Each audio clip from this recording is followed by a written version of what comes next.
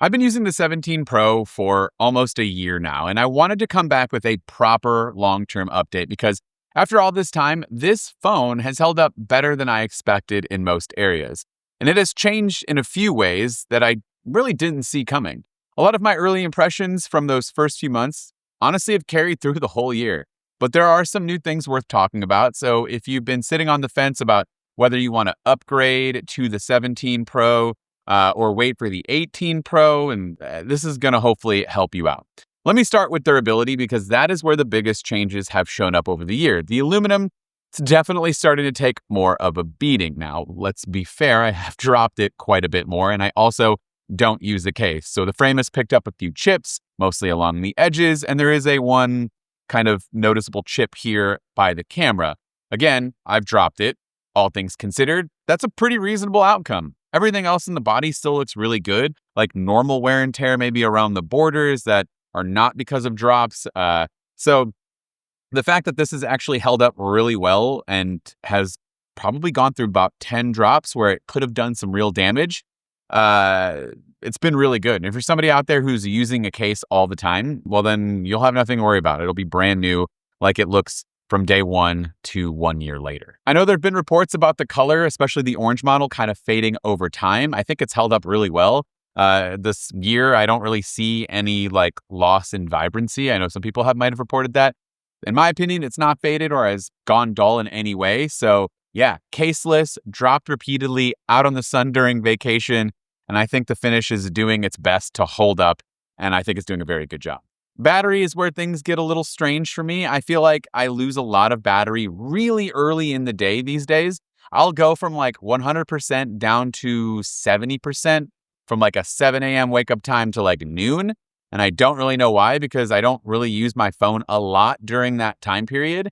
Then it kind of almost works backwards where it seems to hold on a lot longer once I get to like that 50 to 30% range. So the drain is not consistent across the day, but it's holding up consistently as a whole throughout the day, if that makes sense. I don't know where the phantom drain is coming from either. Maybe it's Bluetooth. I have a lot of things connected, my Apple Watch, my Tesla car key. I've been using a Fitbit Air. There's just a lot of stuff going on in the background. So I don't know if that's what's contributing. Is it iOS 27? I am running the beta. I have been noticing that's kind of when a lot of this has happened. So yeah, could be the beta. Could be a lot of things, but just wanted to update you there. I'm still getting through a full day of heavy use with the Pro, which I used to not be able to do with the 16 and older version. So the 17 Pro's battery, the vapor chamber cooling system, that has definitely helped conserve a lot of energy just from performance, not really degrading battery a lot throughout the day. So if you're wondering, should I jump from a 14 to a 17 Pro or wait for the 18 Pro? Is the battery going to hold up? Am I going to have to go to the Pro Max? I used to be a Pro Max guy. Now I am a smaller Pro because the battery is able to hold up throughout the day. Now, from a screen standpoint, the durability here has held up really well too. And I've been talking about this a ton across all of my videos. Ceramic Shield 2, I'm a huge fan. It's very good. I am starting to notice some very, very, very faint scratches now, but nothing that sticks out, nothing even close to deep scratches, which I had like 3 weeks in on my 16 Pro last year. This is a real generational improvement, honestly. I've had this phone in the same pocket with keys, coins, any sand that might be left in your pocket, any kind of debris that might scratch, nothing. So, it's not indestructible. Glass is still glass at the end of the day. I have had a lot of drops, like I mentioned earlier, where it has fallen face down. And honestly, not really any noticeable scratches or definitely no cracks or anything. So it's not only much more resistant with scratches, but it seems to be doing a great job with shatter resistance as well. I'm hoping Ceramic Shield 3 is an even better improvement from 2. I'm not sure how much more they can go, but yeah, I'm looking forward to seeing what the iPhone 18 Pro or just that lineup in general offers with the Ceramic Shield improvements. Thermals were also one of the biggest wins for the most part this year. The body design combined with the vapor chamber cooling made this one of the coolest running iPhones that I have used. And for a long stretch, it rarely got more than like slightly warm. More recently, though, I have noticed it's getting a lot hotter and the performance dipping a little bit. I do want to be fair here. I think this is almost entirely down to the iOS 27 beta that I'm running because I wasn't having problems before then. But that's when I've started to notice the extra warmth. It's nothing. Also, I was on vacation this last week and just being in the sun It does get hotter just from the sun itself, and then everything's just kind of working overtime to keep things cooler and performing. So haven't noticed a huge downgrade in performance when it does get hot, which is great. Um, for the most part, though, it's going to feel cool to the touch, so huge fan of what they did with the internals. On performance, more broadly, the A19 Pro chip has been exactly what you'd expect from a Pro iPhone for most of the year.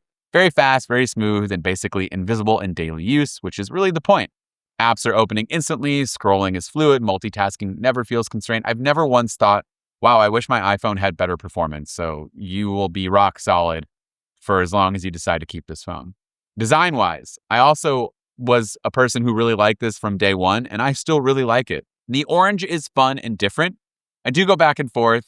I think the silver is probably the one to go with. As much as I love the color orange, and I was an advocate for getting one, now that I have one, and I'm still using it, but the silver is just the cleanest look, and I think that's probably where I'm going to go with the 18. I might not, maybe for the sake of a video, I'll get the more, premium new color, but for my daily driver, it's probably going to be either black or white. Those are just the cleanest ones. The size and weight balance is just better too. It feels solid and premium without being unwieldy. One-handed use is so much more comfortable. This is for the Pro because, again, I used to be a Pro Max person. I think I'm going to stick with the Pro, especially if the battery just keeps improving. I just love this size. Also looking forward to the foldable, so I'll probably be using that the most. Now, jumping back to the display here from a performance standpoint, the display has always just been the strongest part of an iPhone. The jump up to 3,000 nits of peak brightness, this makes a huge difference outdoors. Never once needed more brightness while on the beach, vacationing this last week for sure, was fine in the sun, directly down, beating on the screen. I was able to stay. It's bright and readable without aggressively dimming or, having to cool down and dim. And so everything has been great. The anti-reflective coating is still pretty subtle and not something I actively notice day to day. I actually honestly completely forgot about it. It's helped in direct sunlight, but it's still, something that we need work on. So hopefully that'll improve with the next generation, but who knows? The cameras have held up just as well as everything else. The front-facing 18 megapixel square sensor is still one of my favorite understated upgrades. I just took a selfie the other day, and people who don't have that phone are still amazed by wait, how did you do that? It just automatically cropped us in and was able to make sure it worked for having a selfie fit all the people.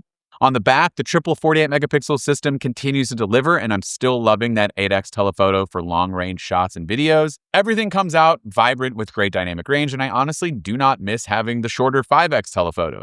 For most people, this camera system is far more than enough, and it's stayed reliable in basically every situation that I've thrown at it.